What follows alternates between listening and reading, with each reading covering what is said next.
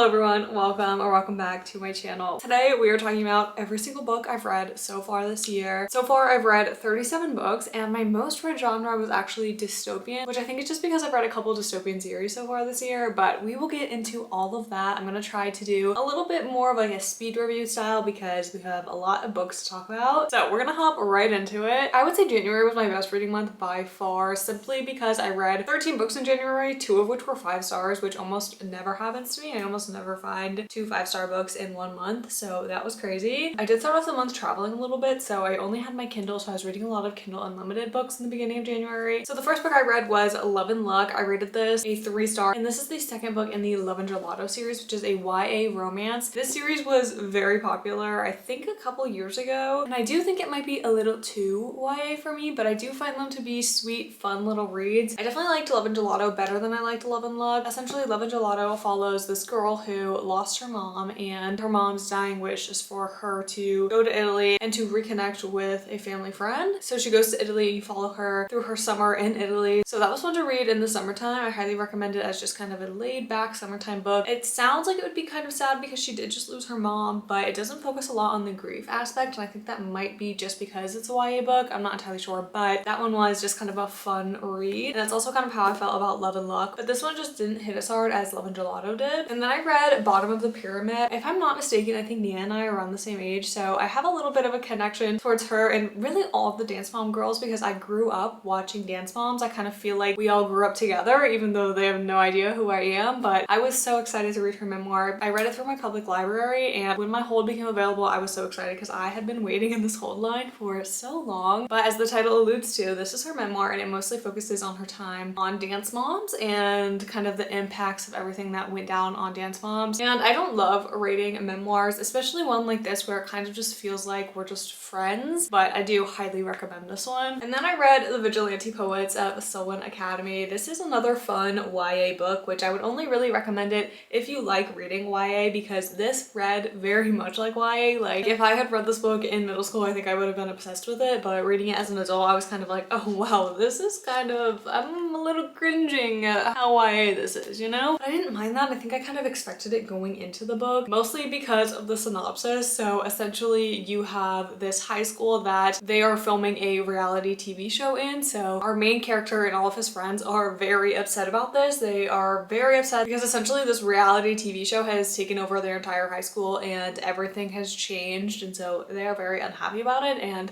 some drama unfolds. Like I said, it's a fun book, but it reads very YA, so I would only recommend this for probably a younger audience. I think I probably am just getting a little bit too old for this, but it was still fun. I think it also just helps to go into this book expecting it to be very, very YA. And then I read A Fate Inked in Blood. I am not a big fantasy lover, but I read this for book club in January and I did like it, but now that it's May, I'm kind of like, what happened in this book? Like, I remember liking it, but all of the book club books are starting to kind of coincide in my head because we've been reading so many fantasy book club books recently that I'm kind of like, which one's which, you know? This one is kind of confusing to me because I remember liking it, but I don't remember much else about it, so how much did I really like it? You know, if I don't remember a ton about it. But essentially we have our main character and it starts out kind of, I almost want to say funny, but it's not like supposed to be funny because she is in a very bad relationship and then something happens and she kind of escapes that, but it also turns her entire world upside down. I think that this is also Norse inspired, and I am not very familiar with Norse mythology at all, so that aspect of the book was really interesting to me. If you're looking for a Norse inspired fantasy, I do recommend this one. And then I read I'm Just a Girl. This is a book of poems and I love saying I'm just a girl, so I got this book of poems maybe a year or two ago as a birthday gift from one of my friends because I used to say I'm just a girl all the time, and this was fun. I do want to get into more poetry. Am I obsessed with this? No, but it was a fun read, and since it's all poems, I just like sat down and read this in like 10 minutes. But I do want to get into more poems, so if you have any poetry books that you recommend, let me know. And then I did listen to Project Hail Mary Mary, I got an Audible subscription when I got a Kindle for Christmas. I don't know if they were like doing a deal or something, but when I got the Kindle, I got 3 months of Audible for free. And so I immediately knew that I wanted to listen to Project Hail Mary, because before I got a Kindle, I was actually thinking of getting Audible simply to listen to Project Hail Mary. And I had so much fun listening to this. This is a science fiction book and I'm not super into science fiction. And it does get very science fiction heavy at some points, but I feel like the narrator just makes this so entertaining that I didn't even care that we were getting into like science and math and all of those things. And I don't think I would have liked this book as much if I didn't listen to it, especially because we are in our main character's mind the entire time. So sometimes he goes on these really long tangents and monologues about like science and things like that. And it's not that I don't care. I'm just like not super into that, you know? Also, I feel like everyone knows by now this movie did just come out and I am very excited to see it. I'm not a big movie theater person, so I haven't gone out to go see it, but I will probably watch it as soon as I can. I also love Ryan Gosling, so I am just so excited for this movie. Anyways, I feel silly explaining what this book is even about, but like I said, it is a science fiction. And essentially the book starts off with our main character and he is in space. He just wakes up in space with absolutely no memory. And I almost feel like that's all you should know about this book, because that's essentially all I knew about this book going into it, and I really enjoyed it. I definitely say give it a try. If you have an Audible subscription, do a sample of the book, try it out. This is one of those books where if someone asks me, hey, what's a good audiobook? I always recommend this one. Well, ever since January, so I've had like 3 or 4 months to recommend it, but still, I have recommended this audiobook to so many people at this point. So obviously, highly recommend it. And then I read The Wedding People. This has been on my TBR for so long. Generally, my TBR is literally so long, so I could say that about most of the books I read because they sit on my TBR for years sometimes. But I read this book actually in a reading vlog this year, and I'm not sure if I would have actually read this book if I wasn't filming that video, but I'm so glad I read this book. This is a new author for me, and I loved the writing style. I loved all the characters. I will say you definitely need to check the trigger warnings, because the book immediately starts off with our main character wanting to do something that is very triggering to read for some people. So I definitely recommend reading the trigger warnings. But I really found myself enjoying books like this that deal with relationships and they're very character focused. And so I ended up really liking this one, and I was actually surprised because, like I said, the synopsis is a little bit heavier, but in my opinion, it wasn't something that was too heavy to where I felt like super sad reading it the entire time. I'm looking at you, a little life. And then I read my first 5-star of the year. This is The Woman by Kristen Hanna. I feel like this is the last Kristen Hanna book I have to read that is one of like the super popular Kristen Hanna books. I feel like I've read most of the popular ones by her. She has a very long backlist that I would love to read as well, because I love historical fiction, and Kristen Hanna's historical fiction is so good. I've read maybe 6 of her books now, and I think I only didn't like one of them. And I think the one I liked was either like the first or second book that she had published. It was very, very early on in her career, so I'm not gonna fault her for it, but I didn't love that one. But anyways, this book, I was actually shocked that it was a 5-star, because it is probably the most emotionally devastating book that I've read so far this year, and it's definitely the most I've cried while reading a book in a very long time. And I had got to the point where I was like, I might not be able to finish this book, because it was actually destroying me, and I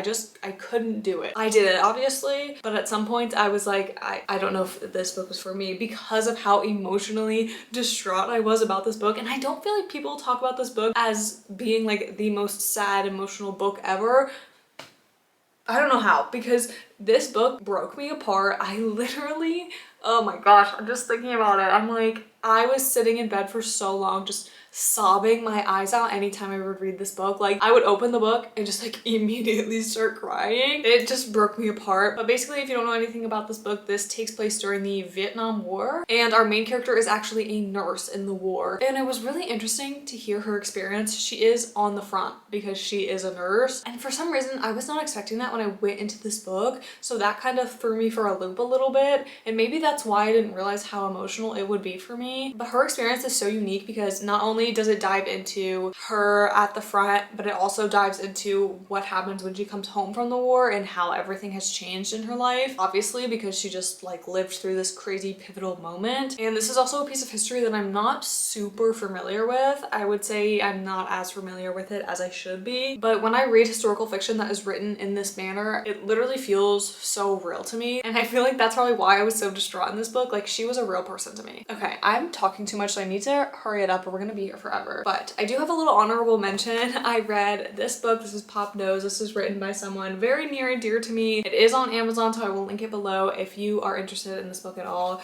It is a unique collection of life lessons for children and parents. It is a fun read. If you have kids, you could read it with them. So I will link this below if you are interested. And then I read The Crash by Peter McFadden, which might be one of my least favorite thrillers, so I'm not going to talk about it for a long time because I don't like talking bad about books at all, but I've never been this bored while reading a thriller. I'm actually shocked that I even finished this book, and I don't know why I did. Actually, I do know why I did. It's because I don't like to DNF books, and that just bites me in the butt sometimes, and it bit me in the butt when I read this book, okay? Because I didn't like it, and I just kept reading it anyway. So that's how I feel about that. Normally, I do really like Frida McFadden, okay? I'm not bashing on her at all. I just didn't vibe with this book by her. And then so quickly, I found my second 5-star of the year. This is Unravel Me, which I did actually read a second book titled Unravel Me, which we'll get to later, but I just think that's funny that I managed to read 2 books titled Unravel Me in the same year. But this is a second chance romance, and this was my first time reading anything by Catherine Bittner, and let me just tell you, it will not be the last, and it definitely wasn't the last. I've read 2 books by her so far this year, but this is very reminiscent to another Abby Jimenez book. So if you liked that book, because that book is very, very popular, if you liked that one, I would give this one a shot. I believe it's still on Kindle Unlimited as well. I read it on Kindle Unlimited, but I already had the physical copy, but I was like, I'm gonna protect this physical copy with all my heart because it's signed. So I read it on my Kindle, but I love this book so much. If you like second chance romance, you've got to give this one a try. It's also the first in a trilogy. So I did read the second book in the trilogy, which is Lucky Penny. This is one of those trilogies that you can read them as standalone. So it's like an interconnected standalone series. So this book follows the best friend. I'm very scared of the fact that my camera just died and I haven't even gone through all the books I read in January. But anyways, I was talking about Lucky Penny, and I think I was saying that this follows the best friend that you meet in Unravel Me. So you don't have to read them both, but I do recommend reading them both because I enjoyed them both, and they are actually both a second chance romance. So like I said, if you like a second chance romance, I highly recommend giving this series a try. There is going to be one more book in this trilogy, but it hasn't come out yet, so I'm very excited for that. When it does come out, you already know I'm going to be reading it. And then I read Uglies by Scott Westerfeld. This is technically a reread for me, but I wanted to reread it before watching the movie, even though I know the movie came out like ages ago. It might only actually be like 2 years ago, but still, I wanted to read this book before watching the movie, which is kind of funny to say now that I don't have a Netflix subscription anymore. So I'm going to have to re-up my Netflix to watch this movie and also to watch Bridgerton because I'm behind on that as well. But if you don't know anything about the series, this is one of the many dystopian books that I've read so far this year. And essentially on this world, on their 13th birthday, everyone becomes pretty. They literally undergo this surgery to become pretty. The concept is very weird, and it honestly took my brain a while to kind of wrap my head around it. But once you get further along into the book, it starts to make a little bit more sense. And I definitely want to read the rest of the series. I think it's all on Kindle Unlimited, but that actually doesn't matter to me anymore at all because I just canceled my Kindle Unlimited subscription because I wasn't using it enough. So I guess that does not matter to me. But it might matter to you if you want to read it. And then I read Before the Coffee Gets Cold. This is another one of those books that was sitting on my TBR for so long, and then I ran into it at the thrift store and I was so excited because it is in great shape. Like, I don't know why someone put this in the thrift store. Maybe they read it and didn't like it. I loved it though. It is actually one of my favorite cozy fantasies. I think that this is a cozy fantasy.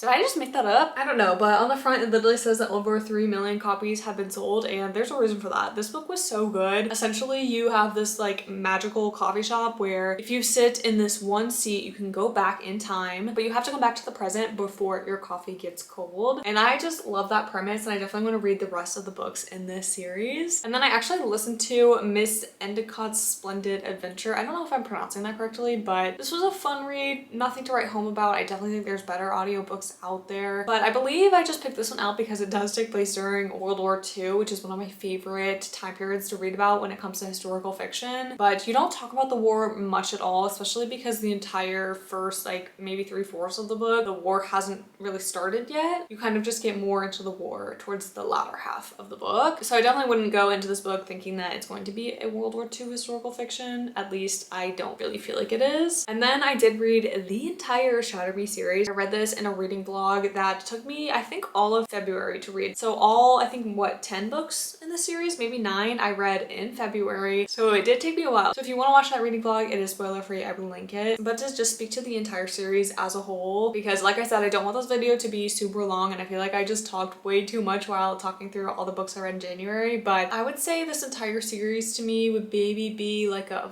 4-star read, maybe a 3.5. In this book, we have our main character, and I believe she's in prison in the very beginning of the book, and she is just treated in horrible conditions. She never sees anyone. She's in the dark most of the time. She's like barely ever fed, and then all of a sudden someone else comes into her cell to share the cell with her, and the story kind of just like progresses from there. I will say this is an old series, and it was originally supposed to be a trilogy, I believe, and then the author just kind of kept adding books to it. And I will say books 1 through 4 are my favorite. After we get past book 4, I kind of didn't really care about the series anymore. I kind of stopped loving the books at that point, which I definitely feel like brought down my rating. So if it were up to me, I would tell you to just stop at book number 4. But if you're anything like me, you can't just stop at book number 4. You have to read the entire series. For some reason, I have a really hard time not finishing a series, especially if I'm super deep into it and I like the first 4 books, like in this series, and then there's like 2 or 3 books left and I'm just kind of like, why are these getting worse and worse and worse? But you don't know that they're gonna get worse and worse. So like, hey, maybe you'll like them all. But I loved the first 4 books and then I just kind of,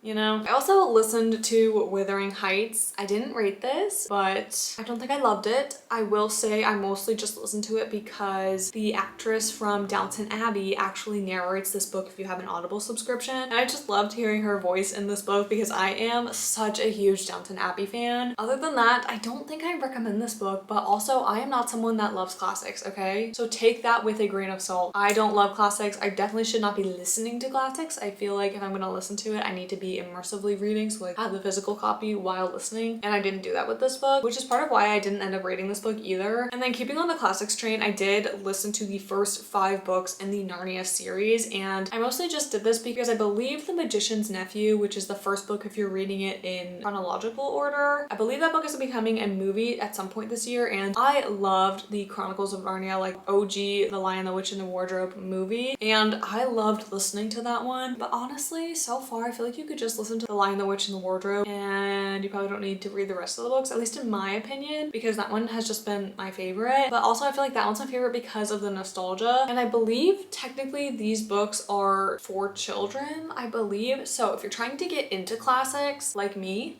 and kind of getting used to the language in classics, I do recommend this one. Okay, we're finally in March, which is good. The first book I read in March was Cliffhanger. I don't want to spend too much time on this one because I did not enjoy this book. I don't like talking bad about books at all. I will just say this was a thriller and I didn't find it very thrillery. And there was kind of a lot of different subplots for a mystery book, in my opinion. And then I read Anne of the Island. This is book 3 in the Anne of Green Gables series. And similar to Chronicles of Narnia, I recommend these books a lot for people that don't often read classics because I think they might also technically be children's books, I'm not entirely sure. But essentially this entire series, you are following Anne, who in the first book, she is an orphan and she shows up at this house of the family that is supposed to adopt her. It's a brother and a sister that are adopting her because they need help on their farm. And because they needed help, they specifically requested a boy. So when Anne shows up with her loud, boisterous personality, they're kind of like, we wanted a boy. What are you doing here? But you follow her and the family, and it is a really lovely story. And it is very character focused. So in this book, you are following Anne in college, and it's just a lot of fun. So I highly recommend this entire series. I think I have 3. Oh my gosh, what? I didn't realize there were 8 books in the series. So I have a good bit left. Hopefully I can finish the series sometime this year because I really need to prioritize my physical TBR. And then next I read Alchemized. This was another book club pick. Like I said, we just keep picking fantasy books. Our May book club book might be the first time that we haven't picked a fantasy book, so I'm very excited for that one. But this is just an in-person book club that I have with all of my friends. Anyways, we read Alchemized, which I feel like everyone was talking about this book maybe at the end of last year, so I was super excited to read it. And I don't even know if you can tell, it's over 1,000 pages long. It is so heavy. I think it's technically an epic fantasy. I'm not entirely sure because like I said, I'm not super into fantasy books and all of that, but I loved the structure of this book. It's split up into 3 parts, so I definitely feel like this could have been split up into 3 books, but I am so glad it wasn't because I do feel like this book was dragged out at points. But part 3 was by far my favorite. I really enjoyed part 3, and I kind of recommend going into this book blind. It is a fantasy with a subplot of romance, so it was a lot of fun. And then I read Bel Canto. This is not one of my favorites. But it did remind me a lot of Anxious People, and I really liked Anxious People. I just didn't love the way that this book was structured, and the writing style just was not for me. And then I've been reading so many classics this year, but I also read Emma, and in this one I did immersively read. There are so many different audiobooks for this out there, so if you want to listen to it, it was a fun listen. At least in my opinion, I love to immersively read it. I don't think I rated this one either because I'm having a hard time reading classics, and honestly I feel like I maybe just need a break from classics because I've been reading so many of them, and I am not into classics like that, so I don't know what's going on with me right now. But I do want to eventually read all of Jane Austen's work. I think that this might be one of my least favorites, and I feel bad saying that, but maybe I just read this at a bad time and I just was not in the mood for a classic. And then I read Emily Wilde's Encyclopedia of Fairies. This was the April Book Club book. This is a cozy fantasy book, and I don't read a ton of fantasy and I don't read a ton of cozy fantasy, but I did really enjoy this one, and I actually want to listen to the rest of the series. We have Emily, and she is a professor that is trying to write an encyclopedia of fairies. So it is a very cozy, whimsical vibes. If that's something that you were looking for, highly recommend it. But I would not go into this book expecting anything crazy because I definitely feel like it is very character focused. There's not a ton of plot type of things going on until like the last little bit of the book. So I feel like if you go into this book expecting a lot of crazy different plot things to happen, you're not gonna like it. But if you want something very character focused that still has the fantasy elements in it, definitely pick this one up. And then I did actually do a little bit of a reread in April. I just needed something that was going to feel very comforting, and so I did read Harry Potter and the Sorcerer's Stone. I just am one of those people that grew up on Harry Potter, and so I love Harry Potter, and if you want to read it, I am constantly seeing Harry Potter book sets on Facebook Marketplace, so I recommend getting them from there. But that is every single book I've read so far this year. Let me know what your favorite book has been so far this year, or if you've read any of these books, let me know your thoughts. Don't forget to comment, like, and subscribe, and I will see you in the next one. Bye!